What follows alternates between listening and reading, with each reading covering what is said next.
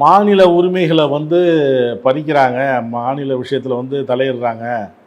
அதனால் மாநில உரிமைகளை பாதுகாக்க ஓய்வு பெற்ற நீதிபதி தலைமையில் ஒரு குழு அமைக்கப்படும் அப்படின்னு சட்டமன்றத்தில் இன்னைக்கு முதலமைச்சர் அறிவிச்சிருக்கிறார். இன்னைக்கு நீதிமன்றம் தான் ஒரு அருமையான தீர்ப்பு கொடுத்துருக்குது. கவர்னர் காலி பண்ணதுக்கப்புறம் மாநில உரிமைகள் அவங்க இனிமேல் என்ன பண்ணிட முடியும்?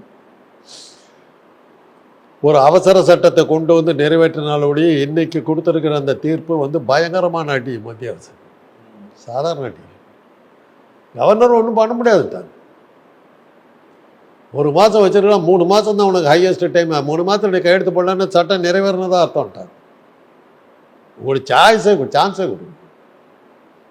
இது நீங்கள் ஒரு சட்டமன்ற நாடாளுமன்றத்தை கூட்டி தீர்மானத்தை நிறைவேற்றுறது 3ல் 2 பங்கு உறுப்பினர்கள் இது பண்ணணும். ஏன்னா அரசியல் சட்டம் சம்மந்தப்பட்டது.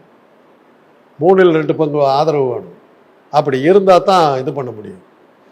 அப்போ தான் இன்றைக்கி இதை நிறைவேற்ற முடியும். அது அவங்க மைனாரிட்டி கவர்மெண்ட்டாக இருக்கிற பாஜகவால் இன்றைக்கி முடியாது. அன்றைக்கி இருந்தது.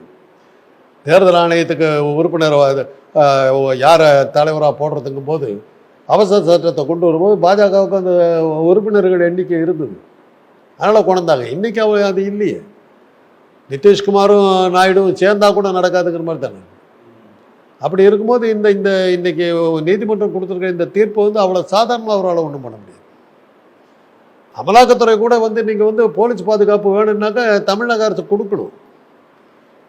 தமிழக அரசு கொடுக்கலன்னா கவர்னர்கிட்ட சொல்லி அவங்க வாங்கிட்டு போனாங்க. இப்போ என்ன பண்ணுவீங்க? கவர்னர் தன்னிச்சையாக கவர்னர் அமலாக்கத்துறைக்கு பாதுகாப்பு கொடுக்க முடியாது.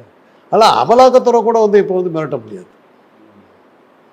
அந்த அளவுக்கு அவங்க மாட்டிட்டாங்க. அதனால் இது ஒரு கமிட்டியை போட்டால் இன்னும் கொஞ்சம் தெளிவு கிடைக்கும், இன்னும் கொஞ்சம் ஸ்ட்ரெங்தன் பண்ணுறதுக்கு அப்படிங்கிறதுக்காக அந்த கமிட்டியை போட்டு 10 மசோதாக்கு ஒப்புதல் கொடுக்கணும். உச்சநீதிமன்றமே ஒப்புதல்லாம் கொடுத்துருச்சு.